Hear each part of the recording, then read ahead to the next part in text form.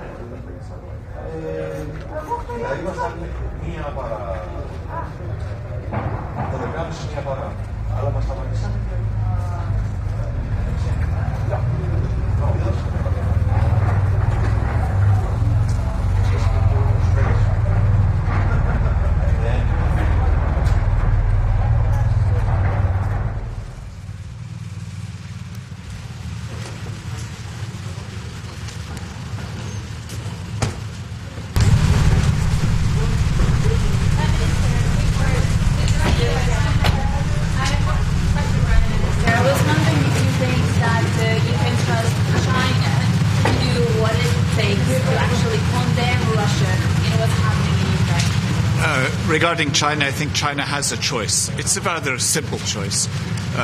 Put in your lot with Russia, that is waging a war against Ukraine, bombing women, children, hospitals, or find a way to work with Europe, with the US, and with Western democracies. I think it's a rather simple choice, but of course it's a choice that China has to make. Regarding the summit today, what I think is very important, not only symbolic but from substance, is that the EU is meeting with the President of the United States, emphasizing the transatlantic and aspect of our unity, not only within the EU, we're very unified, but also, of course, with other democracies, the US being a key ally and player with us. We have to stand strong in our support for Ukraine, militarily, humanitarily, all ways, because Ukraine is fighting our battle. They are fighting for our values, the values of freedom, democracy, and the rule of law. They're doing it in our place. We must continue to support them. Second, we have to continue to isolate Putin's economy, Russia's economy, to stop the money flowing into the war machine. If we want to stop the killing in Ukraine, we have to help the Ukrainians fight back, and we have to cut off Putin's economy. The longer we wait, the more difficult it becomes, and the price is Ukrainian lives. And third, we have, in terms of energy, we have to find a way to move away from Russian energy dependency as quickly as possible. It's in line with our the Green Deal, moving towards renewables, towards energy efficiency. We have to continue in this way as quickly as possible. And I am arguing, and I'll argue again tonight, that we have to look at serious energy sanctions as well, because this is the main source of income for the Russian government. I was there. What's your message today on how do you want to support My message is stay strong. We are fully behind you. But what I think even more important, I think that we need to give a strong signal that we are wanting Ukraine to eventually join the European Union. I think this is extremely important. We are a family of democracies. We all stand for the same values. Ukrainians right now are fighting literally and dying for these values. We have to look to the future, a future where the Ukraine would be in the EU. How do you think we would make this happen? On Russian gas and oil. How would the EU make this Well, it's rather simple. You simply decide not to buy. But that decision is a rather difficult one. We're all fully aware that in various countries we have various dependencies on Russian oil and gas. Latvia has a high dependency on Russian oil and gas. Yesterday I met with my Chamber of Commerce, the business, the community which would be the first to say, no, let's be careful on sanctions because it's bad for business. They're telling to me sanctions are a necessity because we have to stop Putin's regime. And we understand it's just money. It's just money. If you're alive, if your infrastructure is fine, you can re-earn the money. But this is money right now which is going to fuel Putin's war machine. If we can cut off the funds, we can help to stop the war machine and actually get real negotiations going on how to stop the war. Are temporary sanctions on energy import an option? I think that this is a serious option. I think we should look at that. I think the most logical place to move forward is in oil and coal. What happens in case of a chemical attack? This is an open question that this was also discussed at the NATO summit just previously. To put it simply, we have to stop Russia. We have to stop Putin. Because if we do not stop Putin, Putin will not stop. Just to clarify, Prime Minister, did you just say that you're supporting energy sanctions temporarily as a way to convince Germany? No. That energy sanctions immediately is a way to stop money flowing into Putin's coffers, the war coffers. How can you convince Germany to go ahead with these energy sanctions? We have seen in the past 4 weeks, today 4 weeks to the day that this massive invasion began in Ukraine. 4 weeks ago, we were debating whether or not Putin and or Lavrov should be personally sanctioned. We are far beyond that, and decisions have been made in European capitals which were unthinkable 4, 5, and 6 weeks ago. The situation is very dynamic. I am hoping that we will decide to go further, because every day that we delay sanctioning Russia's economy, Russia maintains the ability to feed its military machine, and this military machine must be stopped with Ukrainian arms and with our economic sanctions. Thank you very much. Do you think that after Ukraine, Georgia and Moldova, they also might be under the risks? I am convinced that all of democratic Europe is at risk, because when you look at what Putin is saying in his evening newscasts and discussions, the Russians feel that they are fighting democracy, that they are fighting all of the Western world. We are all at risk. Therefore, we are all very self-interested in stopping Russia's war machine. Thank you. Thanks very much.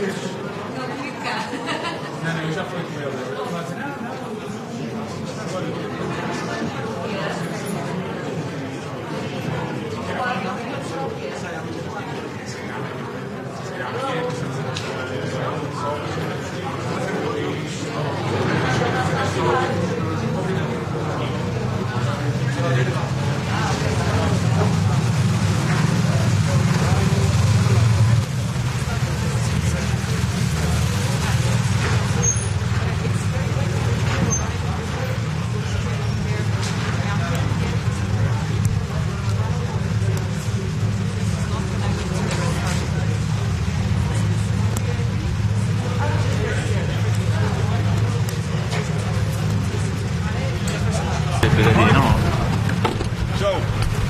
Moet je alles coördineren hier, hè? Zelfs wie de deur dicht doet. Ja. Komt net van de NAVO. Meneer Rutte, zo een klein beetje. Oh, een beetje zo. Ja, staan we zo goed voor iedereen? Een plekje, hè? Ja, dat is weer net als vroeger. Ja. Meneer Rutte, wat is het belangrijkste dat vanochtend is afgesproken bij de NAVO-top? Nou, het belangrijkste was eigenlijk meer met welke houding iedereen daar zat. En dat, voor mij waren er 2 steekwoorden die eruit springen. Eén is het belang van vasthoudendheid. Op sancties, op militaire hulp, op humanitaire hulp. Want dit kan natuurlijk nog wel even duren. En daar moeten we ervoor zorgen dat we met elkaar gefocust blijven en vasthoudend blijven. En het tweede keyword, het belangrijkste woord vanochtend voor mij wat als sfeer over die tafel hing, was eenheid. Wij moeten met elkaar de eenheid bewaken en bewaren. En je merkt ook dat iedereen dat wil. Ik was echt onder de indruk van de vergadering. Het was een hele grote mate van overeenkomst. En kunt u vertellen wat er gaat gebeuren als het gaat om bijvoorbeeld extra troepen? Zijn daar concrete afspraken over gemaakt? Ja, dat zat natuurlijk al even in de pen. Hè, dat we gezegd hebben wat we nu doen in die Baltische landen. Estland, Letland, Litouwen, Polen. Je moet nu gaan kijken of je dat moet helemaal worden uitgewerkt natuurlijk. Maar of je in Slowakije, in Hongarije en ook in Roemenië vergelijkbare zaken kan doen. Nederland heeft gezegd, wij willen graag meehelpen in Slowakije met de Patriot-eenheid. En we willen met de Fransen samen kijken hoe we zo'n zaak kunnen opbouwen, ook in Roemenië. Dat is heel belangrijk. En wat daar natuurlijk achter ligt, is dat los van het leveren van militaire spullen aan Oekraïne, NAVO zelf, de oostflank, dat zijn dus die landen van de Baltische landen, de landen die grenzen aan Oekraïne, Polen, Slowakije, de andere landen, Hongarije, dat we die extra steun geven. Omdat voor hen natuurlijk dat geweld wat zich in Oekraïne nu afspeelt zo dichtbij is. Ja, want Zelensky vroeg vandaag ook om extra hulp.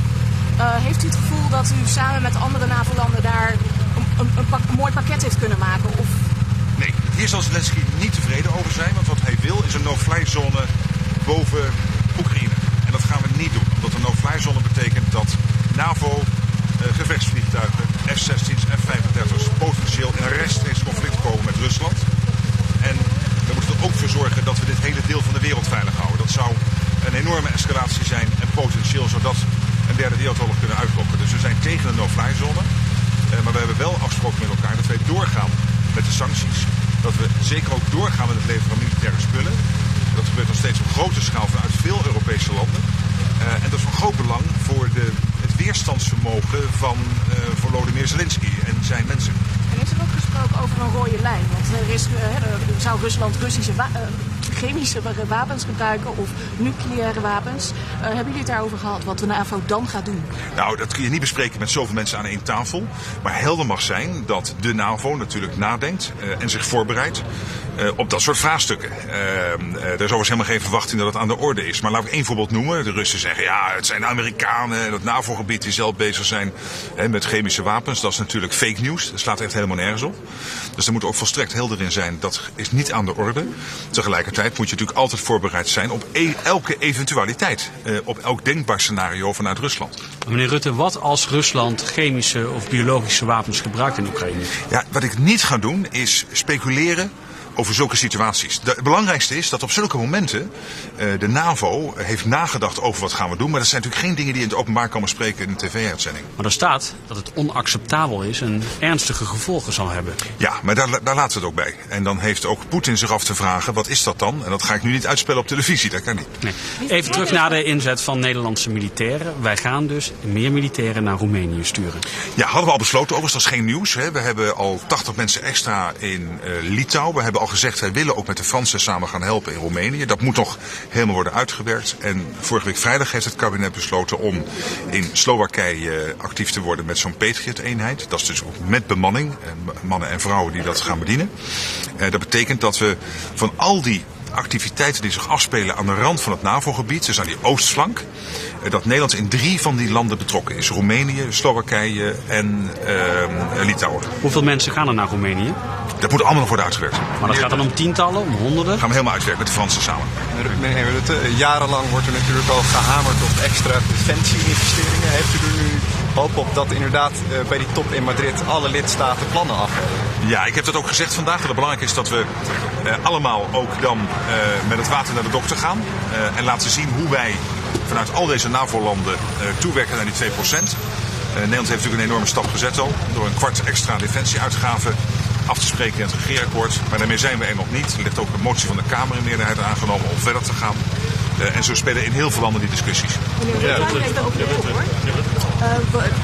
Er zou hier natuurlijk ook gesproken worden over sancties. Hoe staat Nederland hierin? Nederland heeft steeds gezegd dat wij op het punt van sancties openstaan voor extra sancties.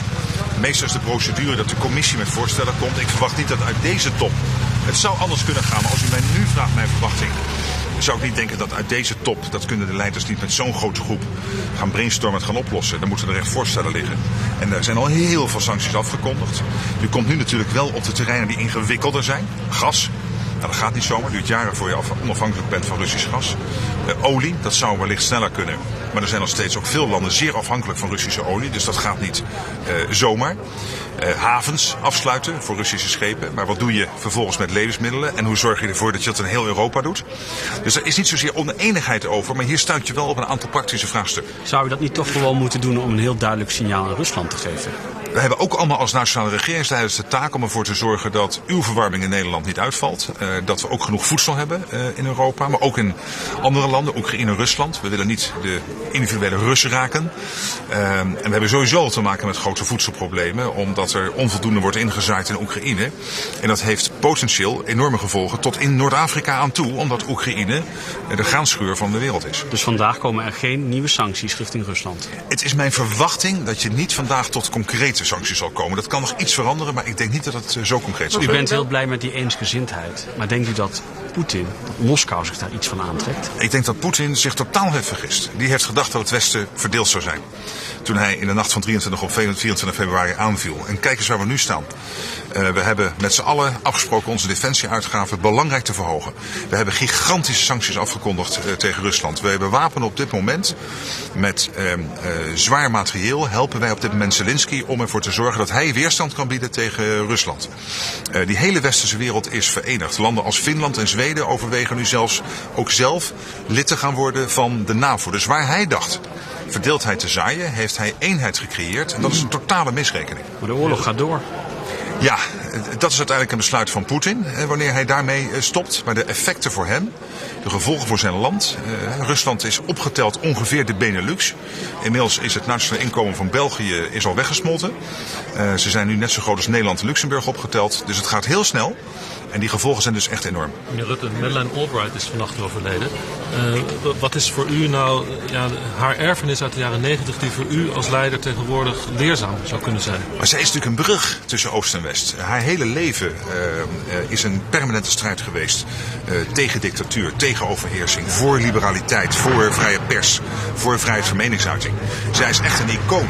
Zij is echt een icoon in de wereldgeschiedenis en enorm belangrijk geweest in de jaren 90 in Amerika. Maar tot op de dag van een paar dagen geleden, bij wijze van spreken, toen zij nog dingen kon doen. Ik had met Jozef van Aerts gisteren sms-contact die haar heel goed kent. Tot heel recent ook nog contact heeft gehad. Ze werken samen aan allerlei projecten. Zo zeer geraakt door haar overlijden. Ja, dat is echt een heel groot verlies. Die brug is er nu dus niet, hè? Zij was zo'n brug, zegt u? Zo'n brug, maar er zijn ook andere bruggen. Maar zij was daarbij wel een hele belangrijke. Ja, maar... Prime Minister, if Finland would apply for NATO membership, would Netherlands support it? Well, that's of course a step-by-step approach because there is a procedure for NATO accession. But of course we are looking with high interest at the developments in the political debate in Finland and Sweden. But if Finland would apply this spring, would you be for it, or do you think it would be... Again, that's a question which first Finland has to answer what they're going to do. And it will not help them if I'm going to speculate about that. Now it's first up to the Finnish government to take their next steps. But this was exactly what I said to the Dutch press, to the commercial TV news in the Netherlands, that clearly where Putin thought that he was creating a disunity, he brought us together. And the fact that Finland and Sweden are contemplating becoming NATO members, that we are all united in sanctions, in military support, humanitarian support, that this is really hitting now at Russian society hard, including his own circle of friends. This is not what he expected. But would you be afraid of the long border that NATO would then have with Russia? Step by step. But first it's up to the Finnish government to take a position. De president vroeg niet alleen om een no-fly zone, maar ook om zwaarder materieel, om tanks, om gevechtsvliegtuigen, om zwaarder luchtafweergeschut. Kan die dat ook tegemoet zien? Of, Nou, daar gaan we natuurlijk niet met z'n allen aan zo'n tafel over praten. En als er over gepraat wordt, gaan we het niet vertellen. Dat heb ik als Nederland gezegd. Wij gaan niet steeds in het openbaar melden wat wij leveren. Dat doen we vertrouwelijk aan de Tweede Kamer, omdat je anders ook te veel inzage geeft in waar nog behoefte is in Oekraïne. En dat is kennis die je niet wil dat bij de Russen komt. Het is eerder natuurlijk zo geweest dat Polen zei, we zijn bereid MIGs, dus oude Sovjet-MIGs, via Amerika te leveren aan Oekraïne. Daarvan heeft Amerika gezegd, dat zou echt een escalatie zijn, een stap te ver. Wat er verder achter de schermen gebeurt, ja, dat komt dan naar buiten als het naar buiten komt. Maar dit is een overweging bij het sturen van zwaarder materieel. Dat kan escaleren. Dit speelt niet vandaag met de NAVO-top. Dit is echt zaken die ook bilateraal spelen natuurlijk tussen landen en Oekraïne. En we proberen onderling te coördineren. Maar Nederland is natuurlijk ook heel ver gegaan met het leveren van stingers. Ook andere landen hebben dat gedaan. Wij komen nu met onze Patriot-eenheid naar Slowakije. Dus je ziet in alle opzichten dat we bezig zijn om die oostflank te versterken. En tegelijkertijd, waar een no-fly zone niet kan, wel Oekraïne en Zelensky te helpen met militaire spullen. Dank jullie wel. Tot ziens. Ja. No? Nee? Oké. Gaan we weer. Prime Minister, the President of Ukraine said earlier today that what the West has done is not enough to support Ukraine. What can the EU do tonight in supporting Ukraine? We will do more of what we are doing already. That means delivering military support. We will discuss sanctions. I don't think we will decide on sanctions. Don't forget that the sanctions package in place at the moment is by far the toughest package I've seen in my lifetime as a politician. We will continue with humanitarian support, with medicines delivery, but most importantly, of course, is the military support. What he obviously also wants is a no-fly zone. But that would bring the West, through our fighter jets, in a direct one-on-one confrontation with Russia. And whilst we need to do everything to support Volodymyr Zelensky and his courageous team and his soldiers, at the same time we also have to protect the world from a escalation which might take a form which we all don't want. There's a concern that the chemical weapons might be used in Ukraine, though. If that's the case, should NATO actually send troops to Ukraine? What we have said is that would mean an escalation, which is not acceptable. You can see that also in the declaration of this morning. What that would entail, of course, is not something we can discuss in all openness. Prime Minister, do you think that with Ukraine there might be some risks also for Moldova and for Georgia? Again, sorry. Do you think that with the Ukraine there might be also some risks for Moldova and for Georgia? I know that both of them, and I speak regularly with both presidents, they are really concerned because they are not under military attack, but of course they are very much pressured by the situation with Russia. So we are in close contact with Georgia and Moldova, but of course they are in a different position. Luckily there is not a military aggression against them. Thank you so much. Bye-bye.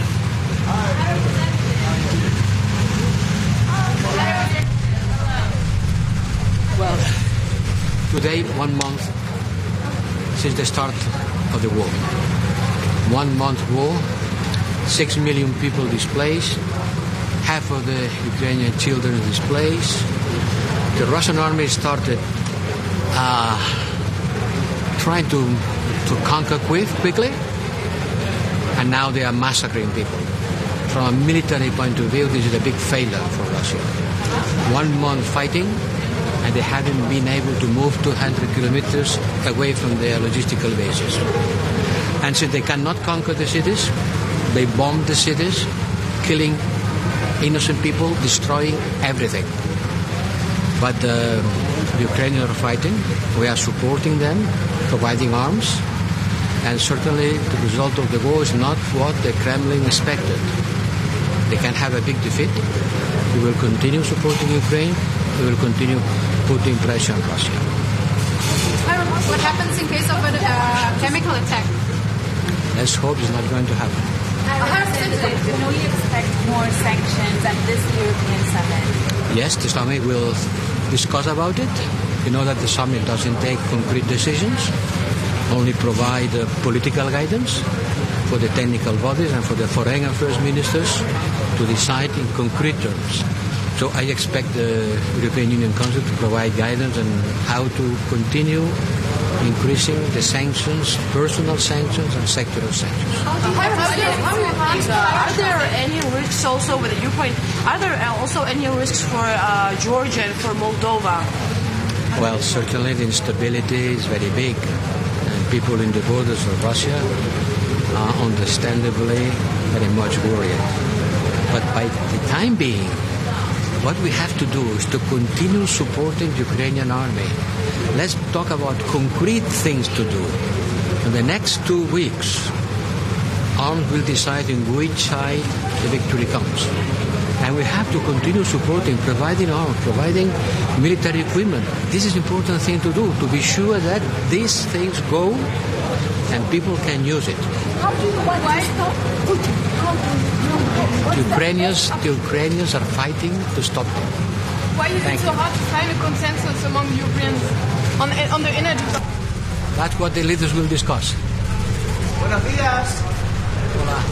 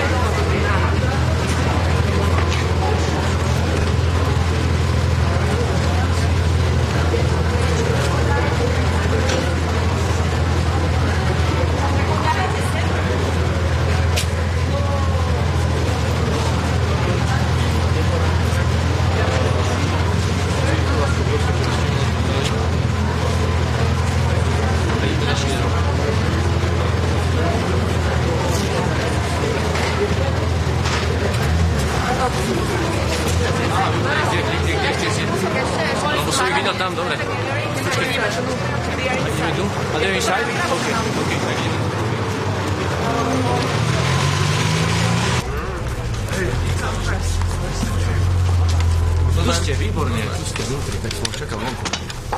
Raz. Jasne, pokojne sa pripravte, ja sa tiež pripravím. Dobre, pán premiér, čo máme nové za hodinku a pol od lietadla? Ale nie... Jaj? Pardon. Povedzte, keď budete kalení. Áno. Dobre, teda začína sa summit dôležitý. Čo Ukrajina, kríza, aké postoje očakávate celkové od lídrov? Tak viete, že Slovensko je krajina, ktorá silno tlačí na podporu Ukrajiny.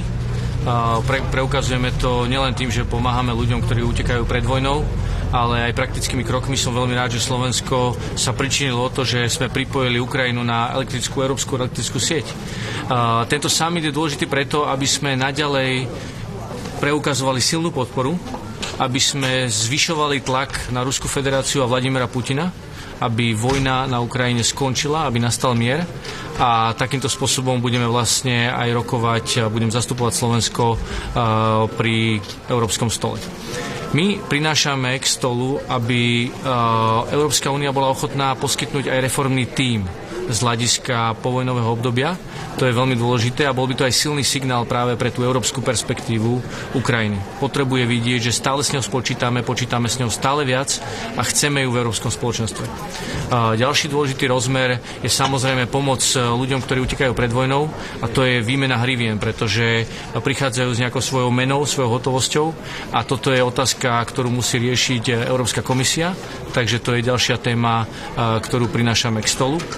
No a samozrejme z hľadiska toho fondu na podporu Európskej únie vidíme, že toto je niečo, čím sa zrejme inšpirovala Európska komisia a Európska rada, pretože sme to pred 2 týždňami priniesli na summit. Ako vnímate slova ruskej vlastne reprezentatívy, či to už je Putin, proste Lavrov a tak ďalej, čokoľvek vymyslíme, také tie výhrážky, že pomaly oni môžu všetko miniť.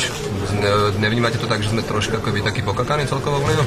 No, ja od začiatku hovorím, že Európa v žiadnom prípade nemôže mať defenzívnu retoriku. My demokratický svet, sme najsilnejšia časť sveta a tak sa musíme suverene správať. A musíme ukázať Vladimirovi Putinovi, že prekročil všetky červené čiary tým, že zaútočil na Ukrajinu, na demokratickú suverénnu krajinu, tým, že bombarduje a zabíja nevinných obyvateľov, prekročil ďalšie červené čiary. Čiže on prekročil všetko, čo mohol a jasne mu treba ukázať, že čo je veľa, to je moc. A z tohto pohľadu, áno, Európa musí mať práve taký, by som povedal, suverénny postoj a potrebuje aj tu preukázať, že je lídrom, že patrí medzi lídrov sveta a takým spôsobom sa aj zachovať. Som rád, že dnes sa tento summit koná v tandeme so summitom NATO. Ako viete, tie závery sú, že budeme pomáhať vlastne Ukrajine aj naďalej vojensky a to je kľúčové, pretože oni dnes bojujú za nás, bojujú za naše hodnoty, bojujú na svojom území a obetujú vlastné životy, aby sme my mohli naďalej vyznávať hodnoty demokracie a je dôležité zastaviť Vladimíra Putina tam, takže ja plne podporujem aj toto rozhodnutie summitu a Slovensko taktiež veľmi rado pomôže vlastne aj s vojenskou technikou. Samozrejme, ak sa bavíme o S-300-kách, radi ich poskytneme, ak budeme mať trvalú náhradu za ne a to uvidíme na základe rokovaní, ktoré prebiehajú. Spomínam si pána Bidena, boli ste tu vôbec niekedy vy v týchto starých priestoroch? Máte oddelený prístup momentálne, ako to vnímate, alebo možno tak pocitovať niečo odľahčenie? Tak tento prístup, teda prvýkrát vstupujem cez tento vchod, nezažil som to ešte, lebo však som sa stal premiérom počas pandémie a som zvedavý na to rokovanie, ale tak som povedal, je dôležité, aby sme mali ten suverénny postoj a rázne ukázali Vladimirovi Putinovi, že prekročil všetky červené čiary. Ďakujem pekne.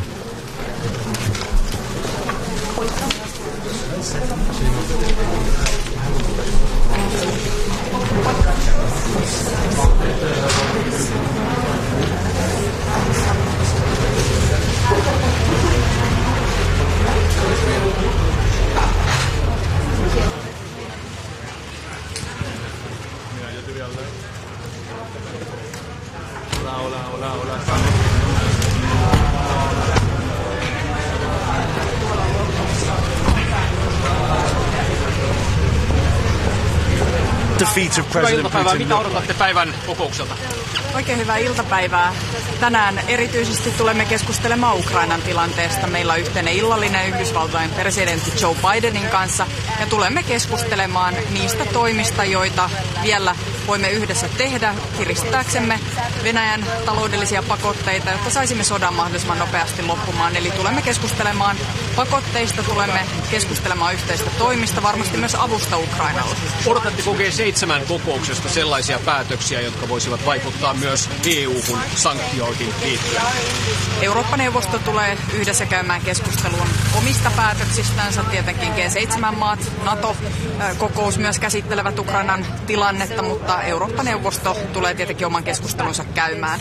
Tänään siis keskitymme erityisesti Ukrainaan ja varmasti tulemme myös keskustelemaan Ukrainan jäsenyysperspektiivistä, tulevaisuuden näkymistä. Tämä oli keskustelu, jonka kävimme muutama viikko sitten Versaillesissa ja uskoakseni on joitakin päämiehiä, jotka haluavat edelleen nyt nostaa tämän keskustelun jatkoaskelien osalta ja huomenna tulemme keskittymään energiaan. Pystytäänkö tänään tekemään päätöksiä pakotteista?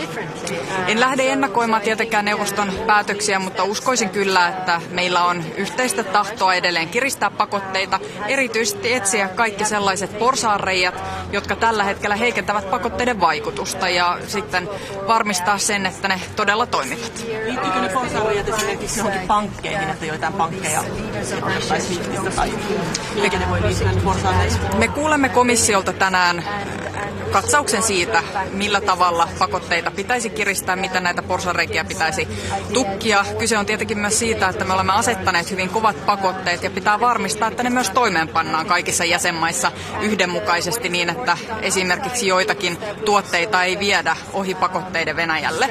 Tämä on yksi esimerkki siitä, minkälaisia nuo mahdolliset kiertotiet pakotteiden osalta voisivat olla, mutta kuulemme siis komissiolta katsauksen ja sitten käymme yhdessä keskustelun siitä, mitä jatkotoimia teemme. NATO-maat ilmaisivat tänään huolensa siitä noista kemiallisista tai biologisten aseiden käytöstä Ukrainassa. Varautuuko Suomi jollain tavalla tällaiseen, tai että mikä teidän viesti Suomen kansalaisille on tämmöisessä varsin huolestuttavassa tilanteessa? Me varmasti kuulemme myös tästä Eurooppa-neuvoston kokouksessa. Kyllä pitää olla huolestunut. Venäjä on osoittanut toiminnallansa, että se kykenee mihin tahansa. Se ei noudata mitään kansainvälisiä pelisääntöjä, joihin se on itse aikaisemmin sitoutunut, joten kyllä, kaikkea voidaan odottaa Venäjältä, Venäjän toimien suhteen. Ja meidän pitää käydä yhdessä keskustelu, miten tällaisessa tilanteessa reagoisimme. NATO omalta osaltaan tätä keskustelua käy, mutta kyllä tämä keskustelu on varmasti tarpeen myös Eurooppa-neuvoston piirissä. Varautuuko Suomi jotenkin? Suomi on varautunut monella tavalla, että varautumistyötä tehdään koko ajan. Me tulemme antamaan eduskunnalle selonteon, missä kuvataan tietenkin paitsi ulko- ja turvallisuuspoliittisen ympäristön muutos, niitä mahdollisia analyysejä ja johtopäätöksiä, mitä tästä tehdään, niin myös esimerkiksi varautumista kybertoiminnan, hybridiuhkien varalta. Tätä varautumistyötä on tehty, mutta sitä pitää tiivistää sen vuoksi, että Venäjä toimii niin häikäilemättömästi. Ukrainan jäsenyyteen liittyen, onko Suomella mitään lisättävää siihen, mitä Versaissa asiasta puhuttiin? Onko aiheellista keskustella asiasta lisää? No itse näen, että Versaillen päätelmät olivat hyvät ja niiden kanssa voisimme mennä eteenpäin. Me olemme antaneet komissiolle tehtävän annon siitä, että he osoittavat tienpolun, millä tavalla tässä voidaan edetä. Eli sinänsä mitään akuuttia muutosta tähän tilanteeseen joka tapauksessa ole tulossa, mutta varmasti siellä voi olla joitakin sanamuotoja, mitä osa jäsenmaista haluaa sitten esiin nostaa välittääkseen toivoviestiä ukrainalaisille siitä, että elämää tulee olemaan tämän sodan jälkeen. Me tulemme auttamaan Ukrainaa myös jälleenrakennuksessa ja osana tätä tietenkin halutaan myös viestiä siitä, että Ukraina on osa Eurooppaa ja sillä on tulevaisuus nimenomaisesti eurooppalaisena läntisenä valtiona. Pääministeri, mitä ajattelette siitä, että Venäjän presidentti ilmoitti eilen, että jatkossa he hyväksyvät energiasta maksuna vain ruplia? Jos EU-maat suostuvat maksamaan venäläisestä energiasta ruplina, niin vesittääkö se nykyisen pakotteiden tehon? Tätä en pysty tässä kohtaa arvioimaan. Me kuulemme komissiolta arvioita tästä tilanteesta, myös pakotteista, siitä millä tavalla ne vaikuttavat, miten niitä pitäisi tiivistää. Tulemme varmasti keskustelemaan myös uusista pakotteista, mutta en lähde ennakoimaan keskustelun johtopäätöksiä. Entä Suomi vie Ukrainaan lisää puolustustarvikkeita? Mitä tähän sisältyy? Sisältyykö tähän lisää aseita? Kyllä, kyse on myös aseellisesta tuesta Ukrainalle. En lähde yksityiskohtia erittelemään, on syynsä sille, minkä takia näitä kaikkia yksityiskohtia ei avata. Kyse on myös siitä, että saisimme mahdolliset kuljetukset perille avun asti Ukrainaan. Millainen summista on kyse vai pystytäänkö antamaan edes mittaluokkaa siihen, että miten suuresta avusta tässä olisi? Puolustusministeriö voi sitten tarkemmin kertoa ja tiedottaa näistä yksityiskohdista, mutta tänään on siis tehty päätös lisäavun antamisesta. Ja itse näen kyllä, että meidän pitää varautua tukemaan Ukrainaa niin kauan kuin tämä sota kestää, eli antamaan materiaalista apua, rahallista apua on myös tärkeää, että Euroopan unioni yhdessä kumppanimaiden kanssa tähän sitoutuu. Suomi omalta osaltaansa toimii. Miten Suomi suhtautuu sähkön tai kaasun hintakattoon? Mielestäni tämä on yksi asia, jota meidän on syytä tarkastella vakavasti. En tässä kohtaa tyrmäisi mitään keinoja pois valikoimasta. Me olemme suhtautuneet kriittisesti sellaisiin välineisiin, jotka aiheuttaisivat markkinahäiriöitä, kenties vaikeuttaisivat tilannetta entisestään, mutta samalla me jaamme kyllä yhteisen huolen energian korkeasta hinnasta. Enkä tätä esitystä tyrmäisi, mutta varmasti kuulemme näitä yksityiskohtia vielä lisää. Mitä vaikeita nämä jatkopäätökset nyt mahdollisista uusista sanktioista ovat, kun kuitenkin aika kovia merkittäviä päätöksiä on jo pöydällä ja keskustelussa? Kovia päätöksiä on jo tehty ja meidän pitää varmistaa, että ne talouspakotteet, joita olemme asettaneet, ne toimivat. Ja sen vuoksi me tulemme tätä kokonaisuutta tarkastelemaan. Henkilöpakotelistauksia voidaan myös laajentaa.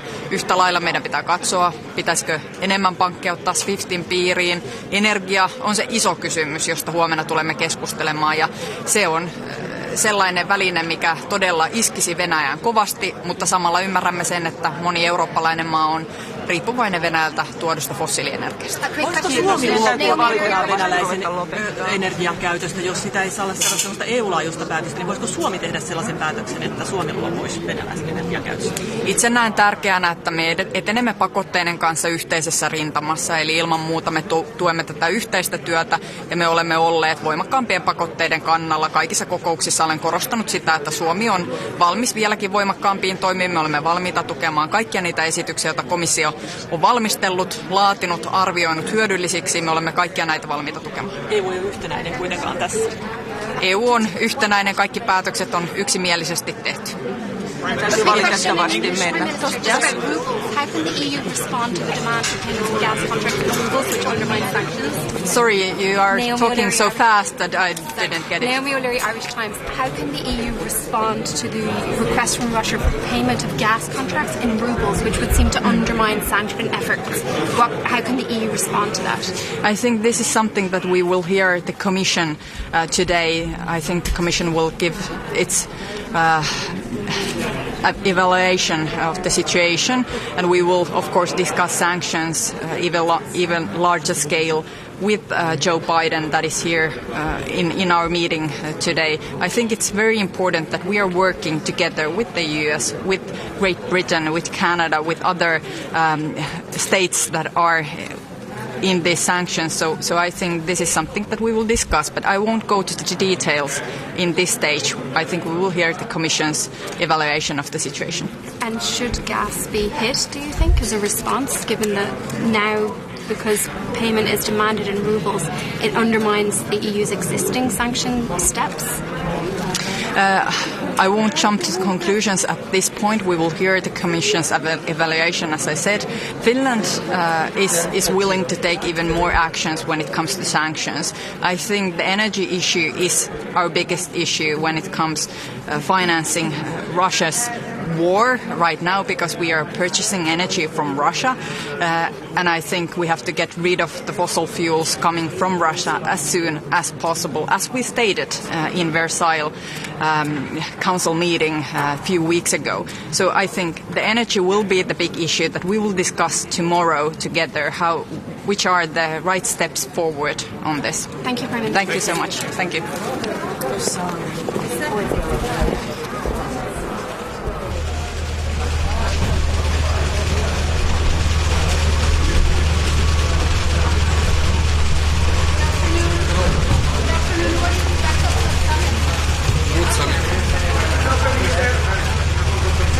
Very important that we will look all the loopholes within these sanctions that we already have, so there won't be any ways go over these sanctions. So this is a discussion that we will have, and we are ready to support all the sanctions, all the proposals that Commission would make.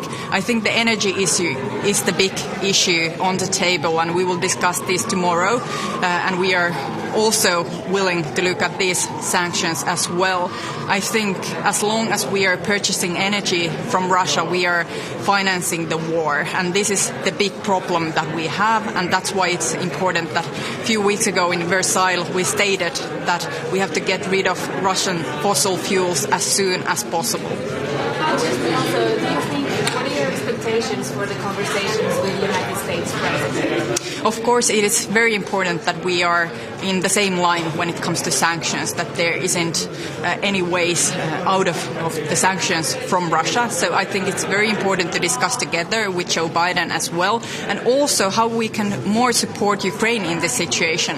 Actually, Finland made new decisions today to give more weapons to Ukraine, give more help to Ukraine, and I think it's also very important that we are all committed to help Ukraine as long as the war is ongoing, and also help Ukraine to build their country back up when the war is over, hopefully very soon. Prime Minister, Ukraine has already applied for the membership, so Georgia and Moldova, they also do the same. So how do you see this process in future? We discussed this a few weeks ago in Versailles very, very deeply, and of course we want to give the perspective for these countries to be part of Europe even strongly than now, and the Commission will give its proposal which are the right paths forward, and we are now waiting the Commission's proposals on this.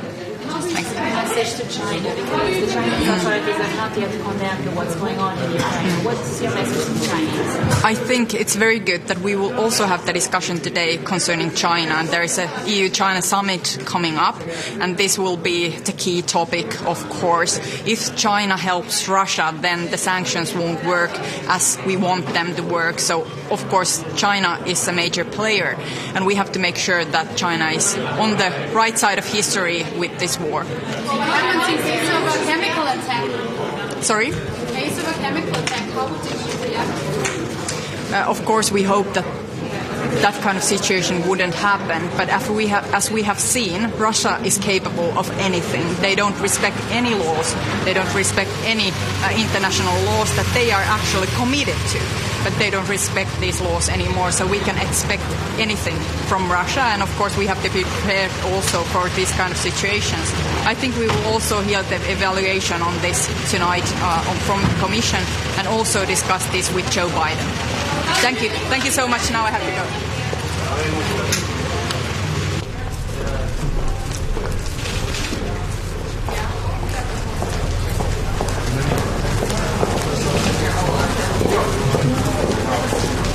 Veroniko, si dokážu reč.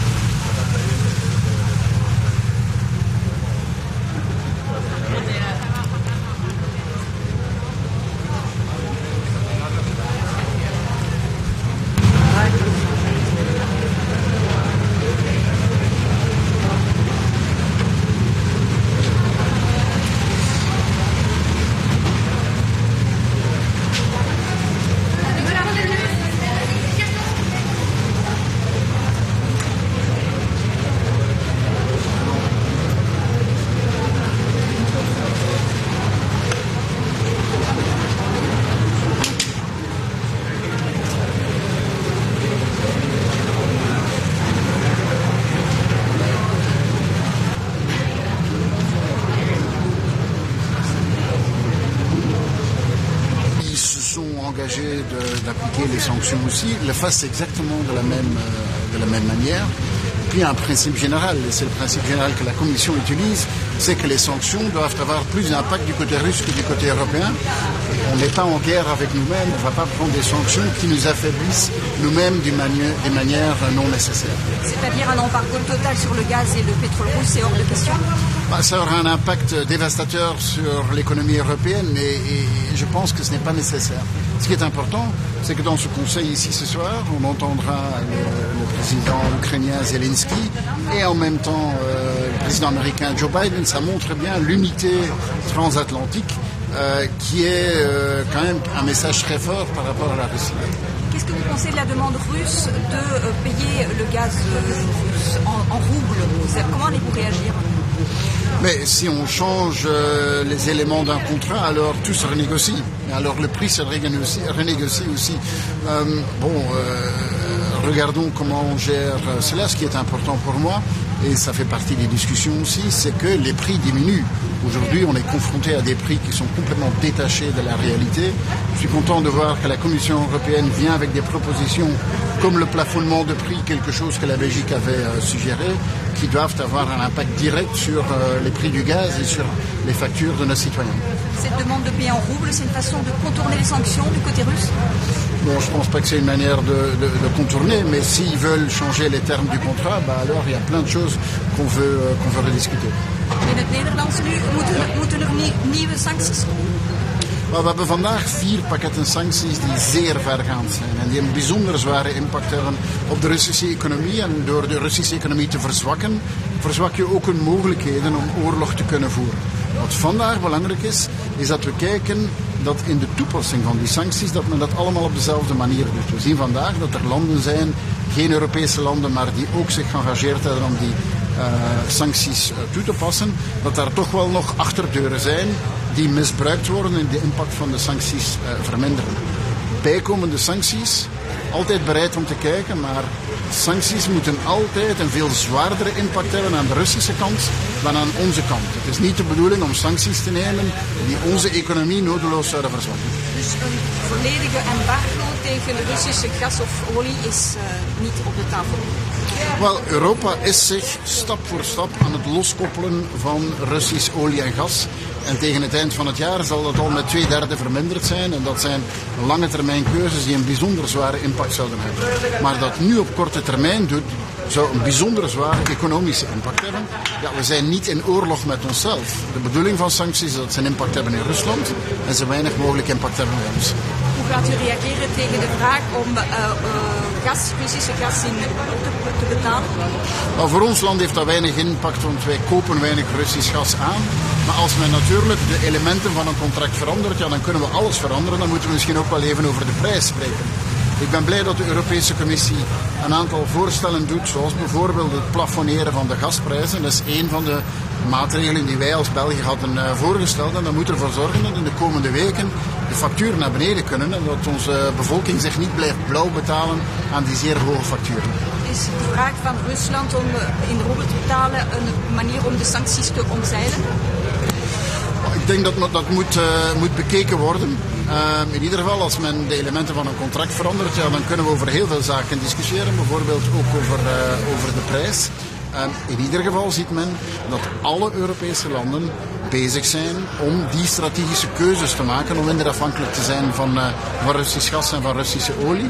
En dat zijn onomkeerbare keuzes. Dat zijn keuzes die er zullen voor zorgen dat we de komende decennia veel minder afhankelijk zijn van Rusland en die een grote impact gaan hebben op de Russische economie. Bedankt. Ja.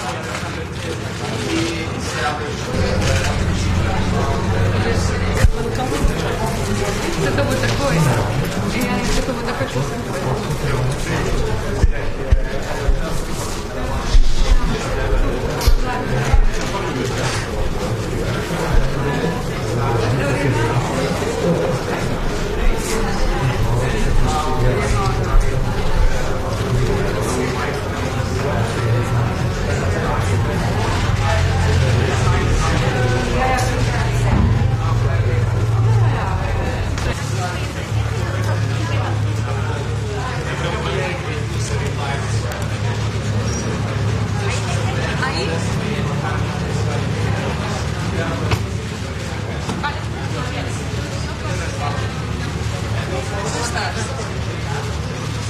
Again, because the sanctions started to work, they have a significant impact on the situation.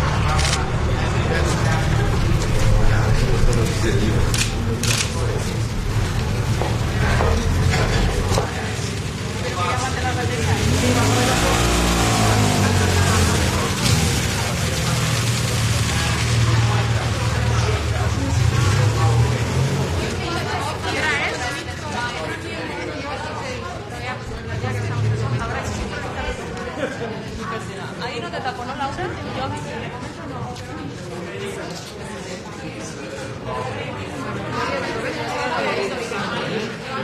¿Ahí? Ahí ya no me molesta. Sí, depende de cómo te pongas los que sí, así, agachamos. Escúchame, Laura, que así, por debajo del caballón. A ver, ¿qué es poco de ti? Es como si fuera así. Pero es que es generación que no somos aquí precisamente.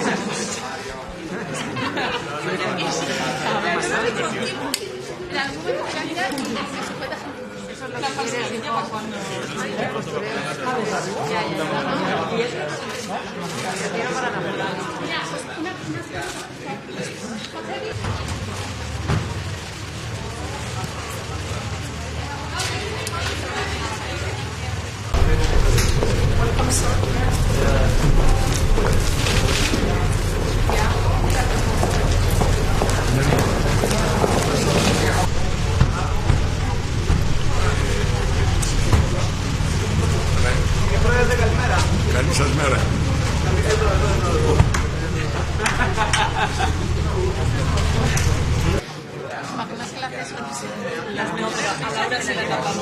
¿Te acuerdas con Macron? Un reportaje de cómo nos vamos a pero habría que poner una trabajo bueno, estábamos mal.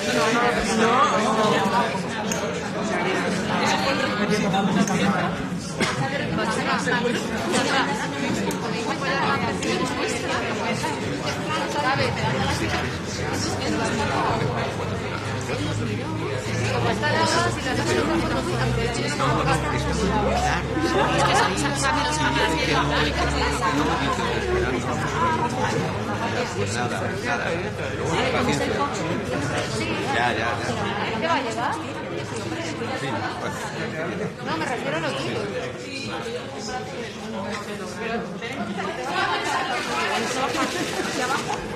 ¿Podemos para aquí entre vosotros dos?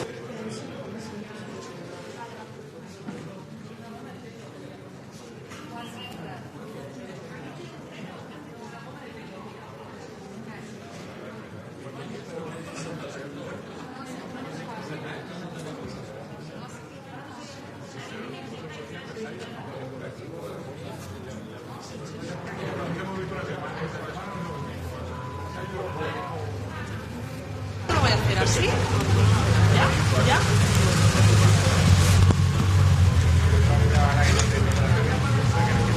Ya, espérate, rodilla. Perdón, la prótesis. Tía, es que no tengo manos. Bueno, ahora cuando... A ver, ahí cómo lo ves.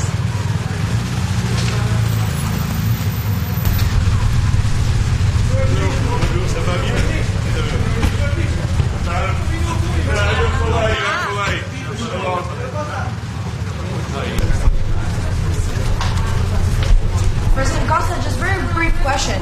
Vladimir Putin says he wants... Bom dia. Bom dia. Bem. Tudo bem?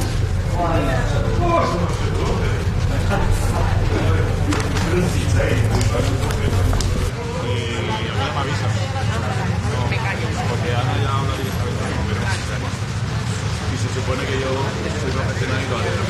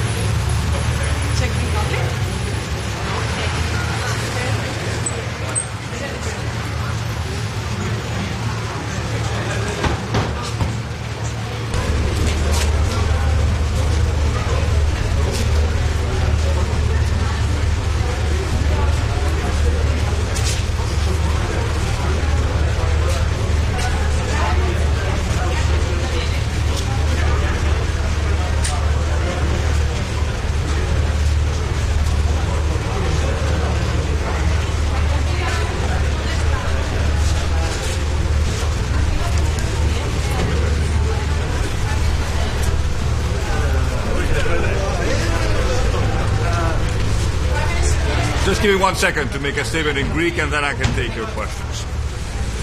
Θα έχουμε την ευκαιρία σε λίγο με την παρουσία του Πρόεδρου Biden να συζητήσουμε τις τελευταίες εξελίξεις στην Ουκρανία, να επιβεβαιώσουμε την απόλυτη και αραγή ευρωπαϊκή ενότητα στην αντιμετώπιση αυτής της βάρβαρης ρωσικής επίθεσης στη Ρουμανία και την στήριξή μας στον πρόεδρο Ζελένσκι έτσι ώστε να μπορέσει η Ουκρανία να αμυνθεί με τον καλύτερο δυνατό τρόπο. Θα έχουμε την ευκαιρία επίσης να εγκρίνουμε το πολύ σημαντικό κείμενο της στρατηγικής πυξίδας, το οποίο οριοθετεί το πλαίσιο για την εξωτερική πολιτική της Ευρωπαϊκής Ένωσης και στο οποίο έχουν συμπεριληφθεί οι ελληνικές ανησυχίες και οι ελληνικοί προβληματισμοί σχετικά με την κατάσταση η οποία επικρατεί στην Ανατολική Μεσόγειο. Αύριο το πρωί θα έχουμε μια πολύ ουσιαστική συζήτηση όσον αφορά στο ζήτημα της ενέργειας. Είναι απολύτως ξεκάθαρο ότι η κρίση στην Ουκρανία έχει πολύ σημαντικές επιπτώσεις στις παγκόσμιες τιμές ενέργειας, στις τιμές του φυσικού αερίου και φυσικά στις τιμές της ηλεκτρικής ενέργειας, και αυτό ισχύει για όλους τους Ευρωπαίους πολίτες και όλες τις ευρωπαϊκές επιχειρήσεις. Όλα τα κράτη-μέλη, στα πλαίσια των δυνατοτήτων τους, στηρίζουν επιχειρήσεις και νοικοκυριά μέσα από τους εθνικούς προϋπολογισμούς. Αυτό όμως δεν θα είναι αρκετό. Χρειάζεται μια συγκροτημένη ευρωπαϊκή αντίδραση. Η ελληνική κυβέρνηση έχει καταθέσει μια πρόταση σχετικά με την επιβολή μιας οροφής, ενός πλαφών στις τιμές του φυσικού αερίου στην χονδρεμπορική αγορά, έτσι ώστε με αυτόν τον τρόπο να μπορούν να συμπιεστούν και οι τιμές ηλεκτρικής ενέργειας και η αγορά χονδρεμπορικής φυσικού αερίου να μην είναι έρμεο κερδοσκόπων, αλλά να ανταποκρίνεται στις πραγματικές δυνάμεις της προσφοράς και της ζήτησης. Ταυτόχρονα υπερασπιζόμαστε την ανάγκη η Ευρωπαϊκή Ένωση να μπορεί να προμηθεύεται φυσικό αέριο ως υπερεθνική οντότητα και να διαπραγματεύεται συνολικά με τους προμηθευτές φυσικού αερίου, είτε μιλάμε για φυσικό αέριο το οποίο προέρχεται μέσα από αγωγούς, είτε μιλάμε για υγροποιημένο φυσικό αέριο, έτσι ώστε να συμπιέσει ακόμα περισσότερο τις τιμές. Να κάνουμε δηλαδή με απλά λόγια ακριβώς το ίδιο που κάναμε και στον COVID-19 όταν αγοράσαμε εμβόλια ως Ευρωπαϊκή Ένωση συνολικά και δεν αφήσαμε τα κράτη-μέλη να διαπραγματευτούν μόνο τους. Για να γίνει προφανώς αυτό θα πρέπει όλα τα κράτη-μέλη να συμφωνήσουν και να εκχωρήσουν στην Ευρωπαϊκή Ένωση αυτή την αρμοδιότητα. Εμείς θα υποστηρίξουμε αυτή την θέση, διότι πιστεύουμε ότι με αυτόν τον τρόπο θα μπορέσουμε να ενισχύσουμε την αγοραστική μας δύναμη και να αποκλιμακώσουμε κι άλλο τις τιμές του φυσικού αερίου. Ευχαριστώ πολύ.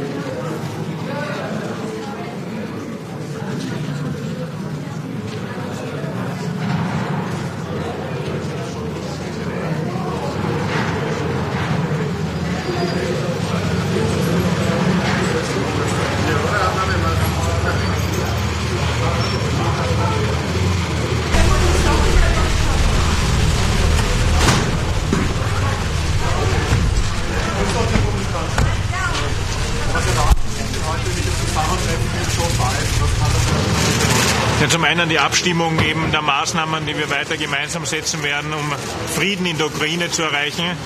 Wir als Österreich haben heute die Chance, auch tatsächlich hier zu sprechen vor den amerikanischen Präsidenten. Es wird hier um zwei Themenfelder gehen. Natürlich den Krieg in der Ukraine und gleichzeitig auch die Notwendigkeit, den Westbalkan nicht zu vergessen.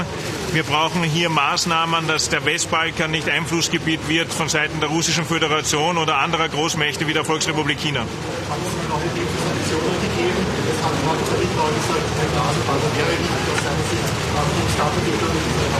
Da ist die österreichische Position ganz klar. Es wird mit uns kein Gasembargo und kein Ölembargo gegenüber der Russischen Föderation geben. Das ist derzeit nicht realistisch. Aber nicht nur für Österreich, genauso für Bulgarien, genauso für Tschechien, genauso für die Slowakei, genauso für Ungarn. Alle, die von russischem Gas unmittelbar betroffen sind. Hier geht es, die Energieversorgungssicherheit für die Menschen in Österreich sicherzustellen.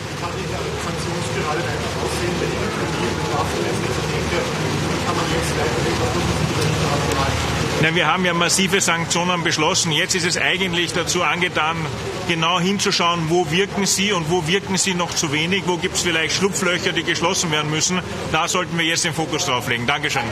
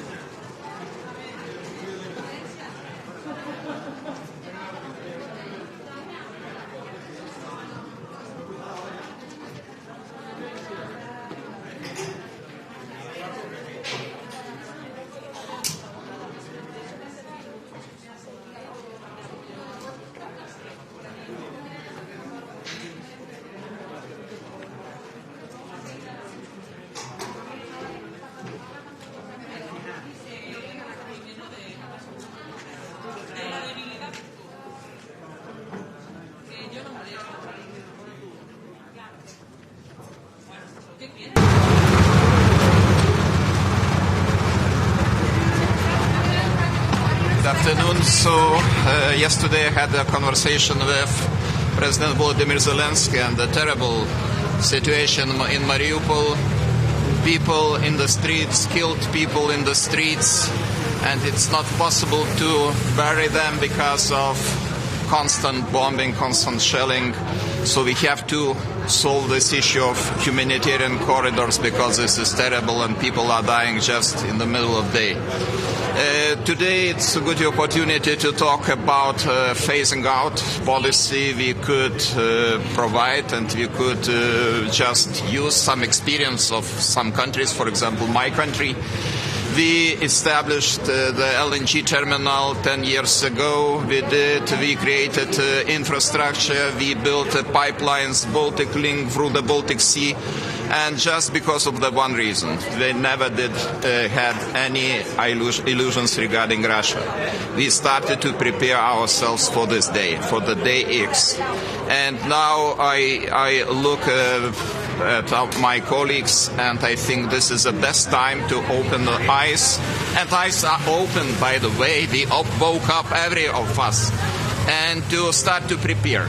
And first of all, to reduce the reliance of energy resources of Russia. This is the best way to punish this country for this terrible military aggression. And we have to do this. This is our duty. And of course, sanctions regime should be strengthened again, because the sanctions started to work. They have very significant impact of macroeconomic situation of Russia, and it will have even deeper impact in the future.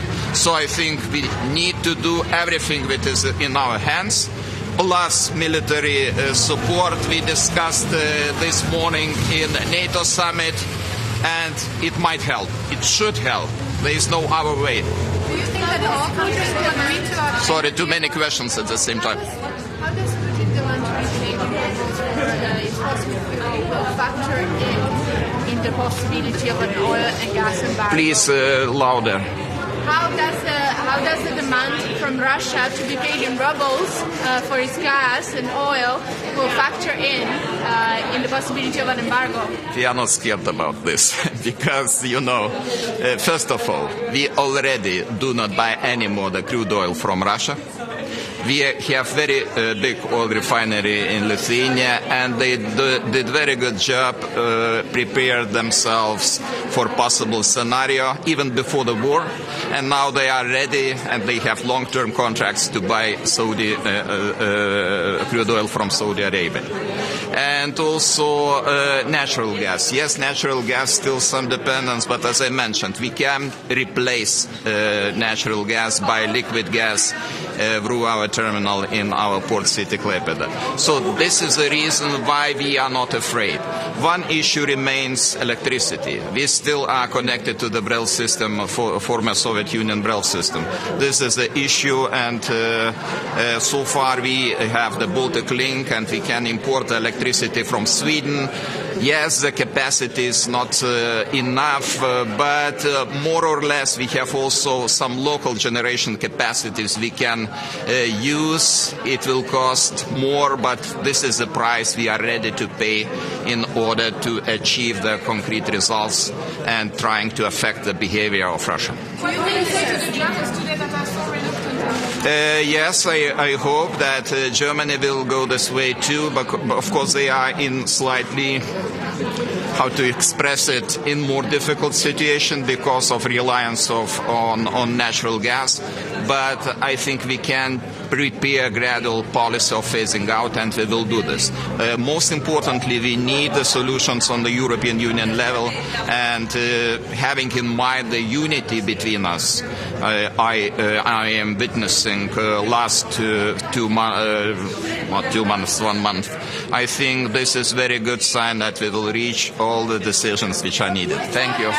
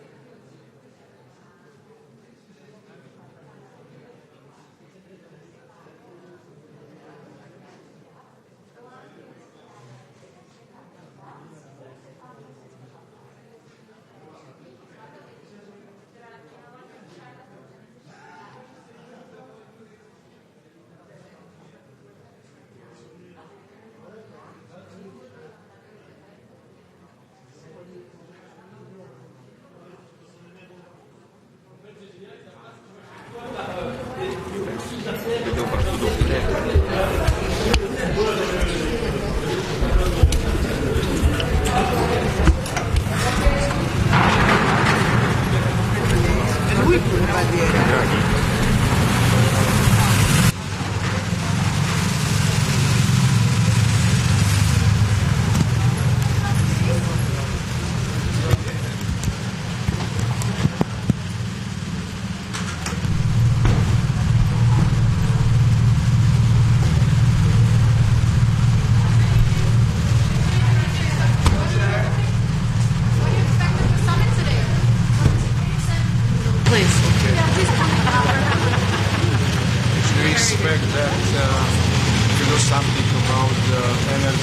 Prices.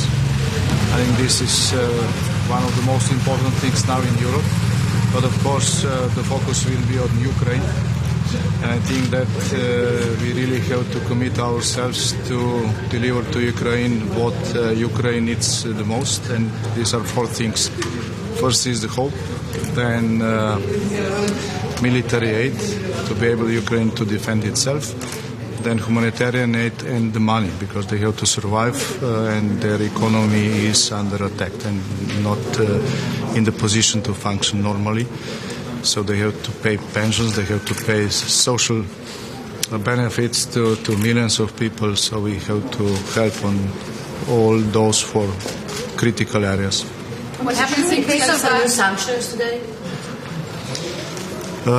10 days ago, when together with our Polish and Czech friends were in Kiev, we got some very good proposals from Ukrainian governments how to specifically target some areas which were somehow forgotten during last packages of sanctions, targeted to those who are directly behind the Russian war machine, and this will be our proposal for next package of sanctions. Do you think an embargo would be the most effective or not? Excuse me? Do you think an embargo on Russian gas and oil would be the most effective, or why not? Well, embargo on Russian gas, oil and coal is on the table. This is today I think we will officially reconfirm our commitment from Versailles when we said that the European Union should abandon our dependence on Russian energetics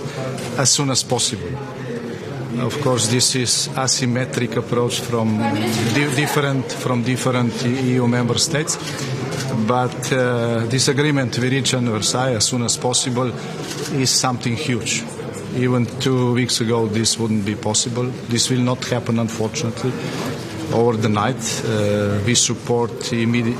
I personally, my country, despite we also depends partially on the Russian oil and gas, are very supportive to do this really as soon as possible. This means during next months, because otherwise we are just cashing Russian war machine with this. Do you think Excuse me? When Vladimir Putin says pay me in rubles or you don't get any gas, is that blackmail? Are you going to pay him anything in rubles to help his currency that's been right?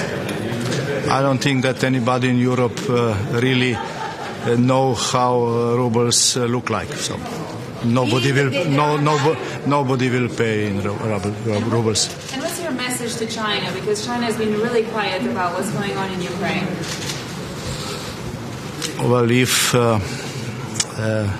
Mr. Putin really succeeded to take over Ukraine within 1 week, I think that this would be one signal for China. Now, because Ukrainians are defending themselves, this is another message for China, and they are becoming more careful, which is okay. And according to what we heard from American colleagues today during the NATO summit, there is open channel regarding discussions with China, trying to persuade them to do something to support peace efforts to bring peace in Ukraine.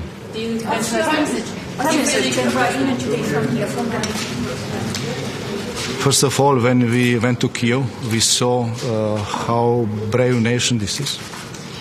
Actually, I think these difficult weeks were a time of the rebirth of the Ukrainian nation. They will never be defeated, but of course, every day when the war is going on means hundreds or maybe thousands of dead people. We are very sad when we are looking what's going on in Mariupol. This is the city which is bigger than our capital. It's a massive suffering there. And I said also during the NATO summit, do we really don't have more in our arsenal to help them? Not to Ukraine today, but to Mariupol especially. Because it's very difficult just to watch this massive suffering. And I think that the address of President Zelensky, who addressed the NATO summit at the beginning, and it was very moving, contributed to some more bold actions from our side. What happens in case of the use of chemical weapons? Well, my personal opinion is that so-called red line has already been crossed, because what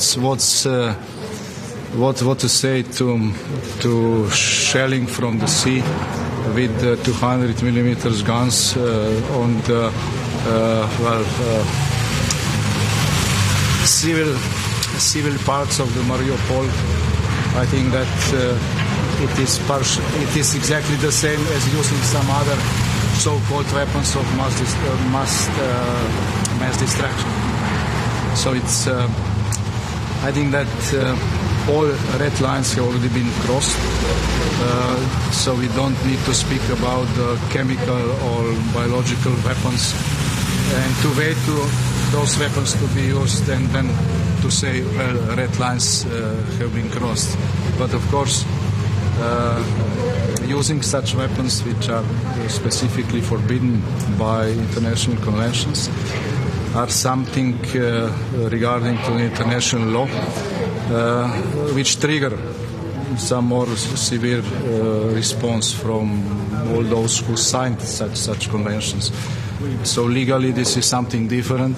For the people who are dying, there is no difference either you're dying from chemical, biological or conventional weapons. Do you see some risks also for the other countries? Excuse me? Do you see also some risks for the other countries like Georgia, Moldova, Bosnia-Herzegovina? How do you think? Are they under the risk also? Well, I see risk for all Europe because it's the war in Ukraine, the Russian aggression in Ukraine is influencing everything. Also our living standard, but also our security. And we have to be aware, if Ukraine is really taken, Russia will become stronger, and then it's only a question of time who is next. So stopping the Russian aggression in Ukraine is also, well, bringing peace to not only to Ukraine but to all European continent, not only for our generation, but also for other future generations. Thank you very much. Thank you.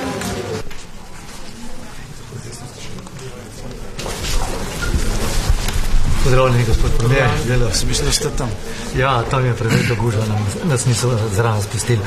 Vprašanje glede sankcij, to boste danes razpravljali, verjetno bo to tudi opcija nafta, zemeljski plin. Kakšno je tle stališče Slovenije? Bi podprla to vrstne sankcije? Torej, Slovenija je podprla odločitev Versajev, ki je bila pač politična, ker je bil to neformalni vrh, bo pa danes verjetno uradno potrjena, da se Evropa osvobodi odvisnosti od ruskih energentov as soon as possible, se pravi takoj, ko bo možno. To ne pomeni jutri, žal. Mi podpiramo čim hitrejšo pot. Evropska komisija bo danes predstavila nekatere rešitve za tiste, za katere smo že slišali oziroma o katerih smo bili prej obveščeni. Lahko rečem, da so v veliki meri učinkovite.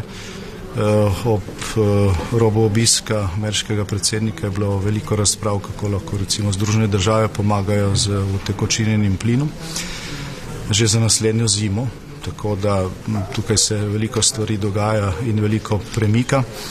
Je pa tukaj še nekaj predlogov, ki smo jih dobili v Kijevu ob našem obisku z ukrajinske strani, ki vsebujajo zelo učinkovite sankcije in ki ne predstavljajo kakšne velike zadeve, okrog katere bi bila mnenja v Evropi različna.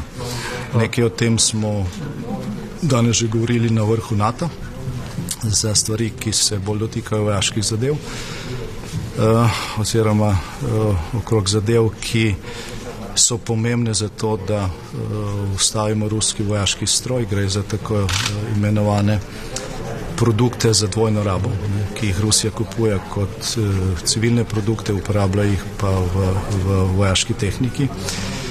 Poleg tega pa so kolegi iz Ukrajine naredili še en seznam zelo učinkovitih, po mojem mnenju, predlogov oziroma sankcij, ki targetirano vplivajo na situacijo v Rusiji, ne nasploh, ne nekaj, kar prizadene celotno prebivalstvo, ampak predvsem tiste, ki poganjajo vojaški stroj. Potem pa še, zjutraj ste že rekli, Slovenija je tik pred tem, da sprejme to odločitev o pošiljanju diplomatskega predstavnika v Kijev. A boste zdaj ta poziv ali pa predlog še enkrat ponovili tudi pred ostalimi kolegi? Pa kako komentirate, da bi ta evropska... Kar se tiče našega predstavnika, je bila odločitev že sprejeta. Gre za pristojnost ministra za zunanje zadeve. Po zakonu o zunanjih zadevah lahko minister v izrednih razmerah pošlje odpravnika poslov in mu sam izda pooblastila. To se je že večkrat zgodilo, tukaj ni potrebnih nobenih interventnih drugih podlag. Dejstvo je, da je potrebno dati glas tudi diplomaciji. Zdaj govoriti o predlogih pa rešitvah po telefonu pa iz Bruslja ali pa z Ljubljane eno. Prizadevati se pa zato iz Kijeva, ker imaš zraven tudi pač ukrajinske sogovornike z stališči, ki se običajno ne komunicirajo preko telefonov ali pa nadaleč. Je pa nekaj drugega, od vseh evropskih držav. Mislim, da je samo Poljska ohranila svojega predstavnika v Kijevu in potrebuje pomoč. In ja, danes smo pogovarjali tudi o tem, da je Evropska unija poslala nazaj misijo. To pa bo ta odpravnik poslal, je že znano ime, kdo bo vodil to misijo? Ne, ime je znano in moram reči, da se zahvaljujem vsem, ki so se javili, teh je bilo kar nekaj iz različnih organov v Sloveniji, tudi ljudje, ki so bili v času v različnih vladah, pa za njih so več v diplomaciji, ki imajo izkušnje in še vedno prihajajo predlogi, tako da jih je več od mest. Zdaj, ko bo minister podpisal ta ukaz, bo itak znano. Pa sem še eno vprašanje, ki je vezano na NATO. Sicer generalni sekretar je dejal na tiskovki, da je kar nekaj članic ponudilo opremo za RBK zaščito Ukrajini. A je Slovenija med njimi? Je ponudila tukaj takšnega? Mi smo načelno pripravljeni, je pa to pač zbiranje tovrstne pomoči relativno nova stvar. Glede na to, da imajo nekatere države članice obveščevalne podatke, da bi se Rusija lahko eventualno pripravljala na uporabo biološkega oziroma kemičnega orožja. In glede na to, da mnogi pravijo, da Rusija običajno stori tisto, za kar obtožuje druge. In se to govorjenje o tem, kako je Zahod financiral razne laboratorije v Ukrajini, je pač nakazovanje nekega takega možnega ravnanja, tako da v tem trenutku gre za preventivno ukrepanje. Gospod premier, smo še vprašanje glede zahteve Moskve za plačevanje energentov z rublji. Kako vi to vidite? Slovenija sodelovala v takšnem scenariju, ki se zdi na prvi pogled kar bizaren? Jaz mislim, da nihče v Evropi ne ve več, kako rubli sploh izgledajo, tako da teh plačil po mojem. Kaj pa morda še vprašanje glede časovnice, embarga na ruske energente, pa vsaj te prekinitve odvisnosti od ruskih energentov. Rekli ste, da ne sposobila, imate lahko mogoče kakšen bolj oprijemljivo špekulacijo v mesecu, dveh, pol leta, glede na to, da je kar nekaj nestrinjenja glede tovrstnih sankcij med državami. Zdaj, ta vlak je na poti in je, brez povratka. To se bo zgodilo verjetno kasneje, kot si mi želimo, ampak mnogo prej, kot si želi Rusija.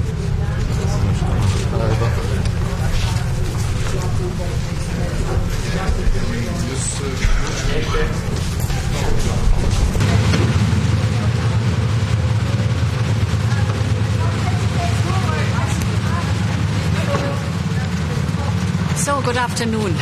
Today, Brussels is the center of the free world. The leaders of the European Union, the United States, the United Kingdom, but also Canada and Japan are convening here. And I think our bonds are stronger than ever before.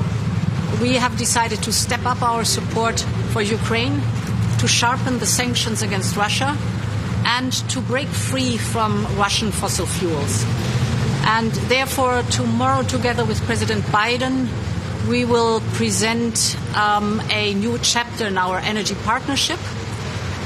It is about additional LNG from the United States for the European Union, thus replacing the Russian LNG we had so far, an important step forward. Of course, energy will also be a main topic here in the European Council, and here the main goal is joint procurement to really have the European market power, and joint storage will also be one of the important topics. Thank you. I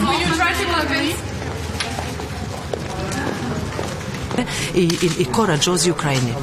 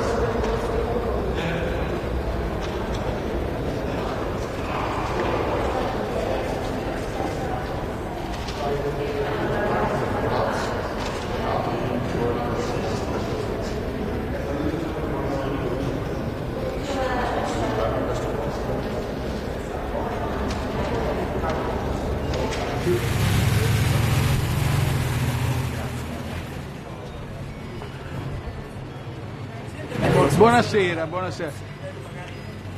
Mi faccia dire un momento due parole sulla giornata. Sia il summit della NATO sia quello del G7 ha mostrato una unità straordinaria tra tutti gli alleati nel condannare l'aggressione all'Ucraina e nel mantenere le sanzioni e nel decidere di inasprirle se fosse necessario. Le sanzioni nelle varie discussioni sono state descritte come straordinariamente efficaci. L'economia russa è fortemente indebolita. Questa è stata un'analisi, direi, unanime di tutti i partecipanti al summit NATO. Si è poi discusso di come affrontare, si è discusso di tante cose, si è discusso di come affrontare per il problema della sicurezza energetica e la sicurezza agroalimentare. In entrambi i casi la risposta è una combinazione di diversificazione, cosa che noi stiamo facendo per l'uno e per l'altro, quindi cambiare le fonti di approvvigionamento. In altre parole, l'Europa vuol diventare indipendente dal gas russo.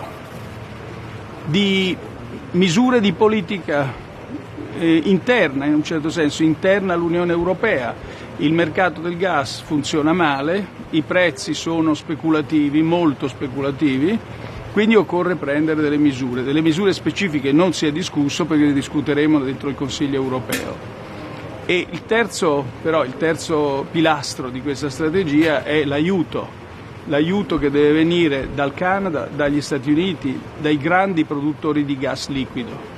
E anche su questo c'è stata estrema collaborazione da parte di tutti, quindi è stato, come dire, se dovessi riassumere con due parole, unità e solidarietà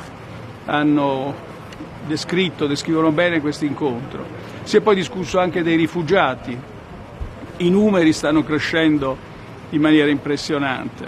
Da noi, come sapete, sono tra 60 e 70 mila, ma in Germania sono 200-300.000, in Polonia sono milioni, in Romania sono 300-500.000. Quindi il dramma umanitario deve essere affrontato non solo a livello europeo ma a livello mondiale, coinvolgimento pieno delle Nazioni Unite. Ecco, queste sono state le cose più importanti che si sono dette. La Cina? Si è detto della Cina. La Cina non c'è stata nessuna condanna della Cina, anzi c'è stata la speranza che la Cina contribuisca al processo di pace. Devo dire anch'io un'altra cosa, a proposito del processo di pace, questo è quello che ho detto anche nel G7, tanto dobbiamo essere fermi e proattivi con le sanzioni, tanto dobbiamo cercare assolutamente, disperatamente la pace. Quindi l'Italia, come altri paesi europei, si muove su questi due binari. Presidente, ha avuto modo di incontrare il Presidente Biden?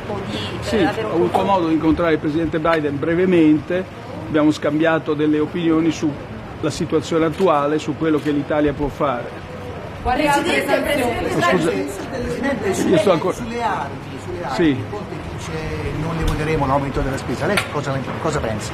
Io ho ribadito l'impegno che hanno preso tutti gli altri governi nei confronti della NATO. Quindi noi abbiamo questo impegno che è storico per l'Italia e noi continueremo a osservarlo. Presidente Draghi, l'obbligo di pagamenti in rubli. Non ne abbiamo discusso, ne discuteremo probabilmente ora nel Consiglio europeo. E l'incontro con Erdogan? L'incontro con Erdogan è andato bene, nel senso che un altro dei fori di collaborazione nel corso degli anni che si era creato e poi è stato interrotto era un gruppo tra Turchia, Francia e Italia. Abbiamo deciso di farlo funzionare di nuovo e quindi presto avremo un incontro dei tre paesi. Presidente Draghi, quando è stato ribadito che non è possibile coinvolgere né la NATO né l'Unione Europea in una no-fly zone o una garanzia di no-fly zone per l'Ucraina. La decisione del pagamento è una valore accettabile. Non ne abbiamo parlato, quindi ne parleremo oggi pomeriggio. Presidente Draghi, quando Putin dice dovete pagare in rublo nella local currency, questo è un blackmail all'Europa, vero? Questo fondamentalmente è una violazione contrattuale, questo è bene capirlo, quindi i contratti sono considerati violati se questa clausola viene applicata dalla Russia. Ragazzi, buonasera, devo andare.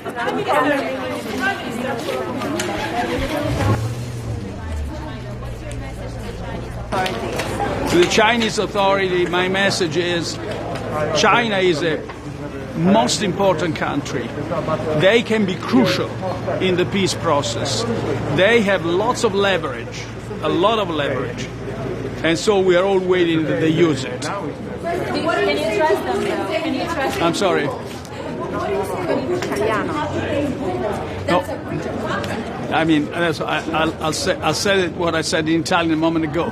It's we consider it a violation of existing contracts. Would that lead to recession? And how would the EU I'm sorry? go about it? Would that lead to recession, and how would the EU go about it? About what? About the recession. Oh, the sanctions. Recession that might, result from the demand from Putin. We have to. I mean, this is a war, so we have to cope with the recession. We have to react to that. We have to mitigate the unavoidable. I wouldn't call it recession. I don't think we have a recession. I think we have a slowing down of the economy. We were predicated to have a robust growth, very robust this year. Now it's slowing down. So we got to watch carefully and act, support our economies.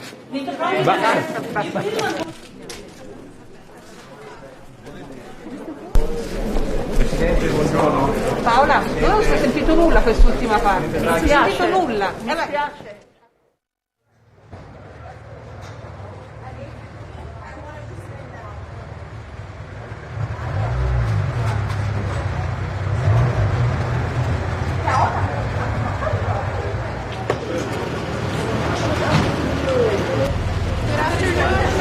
How are you holding up the situation? Good morning, sir.